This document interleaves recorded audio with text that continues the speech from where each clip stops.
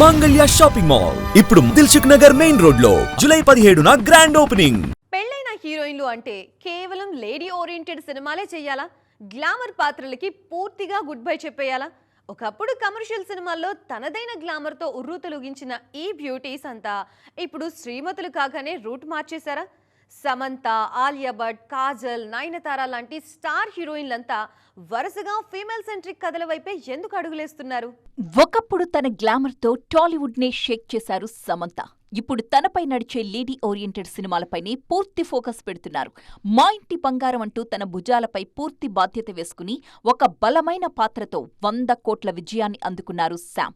ఇప్పుడు కొత్తగా కమర్షియల్ సినిమాల్లో తను నిరూపించుకునేదేం లేదు అంటున్నారు సమంత. బాలీవుడ్ బ్యూటీ ఆలియా భట్ సైతం పెళ్లయ్యాక రొమాంటిక్ పాత్రలకు కాస్త గ్యాప్ ఇచ్చి సీరియస్ సినిమాల వైపు పరుగులు తీస్తున్నారు. ఇప్పటికే ఆల్ఫా సినిమాలో తనలోని యాక్షన్ కోణాన్ని చూపించిన మిసెస్ రణబీర్ తాజాగా తుంబా 2 లాంటి విభిన్నమైన థ్రిల్లర్ సినిమాలో నటిస్తున్నారు.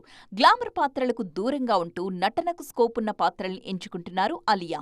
కాజల్ అగర్వాల్ కూడా పెళ్లి తర్వాత రూట్ మార్చేసి గ్లామర్ షోకి బ్రేక్ ఇచ్చేశారు. సోషల్ మీడియాలో హాట్ షో చేస్తున్న సినిమాల్లో మాత్రం కంటెంట్కే ఓటేస్తున్నారు చందమామ. ఒకప్పుడు స్టార్ హీరోలతో ఆడి పాడిన ఈ భామ ఇప్పుడు ది ఇండియా స్టోరీ లాంటి ఒక సీరియస్ సినిమాతో రాబోతున్నారు. బాలయ్య, గోపీచంద్ మలినేని సినిమాల్లో సీరియస్ పాత్రలోనే నటిస్తున్నారు Kajal. Lady super star Nayan గురించి ప్రత్యేకంగా చెప్పాల్సిన పనే లేదు. పెళ్లికి ముందే ఫీమేల్ సెంట్రిక్ సినిమాలు చేసిన ఈమె ఆఫ్టర్ మ్యారేజ్ ఆ డోస్ మరింత పెంచేశారు. గ్లామర్తో సౌత్ ఇండియాను ఏలేసిన నయన్ ఇప్పుడు మాక్సిమం లేడీ ఓరియంటెడ్ సినిమాలకి ఓటేస్తున్నారు. మొత్తానికి గ్లామర్ బ్యూటీస్ అంతా శ్రీమతులుగా మారాక కథల ఎంపికలో ఒకే ట్రెండ్ ఫాలో అవుతున్నారు.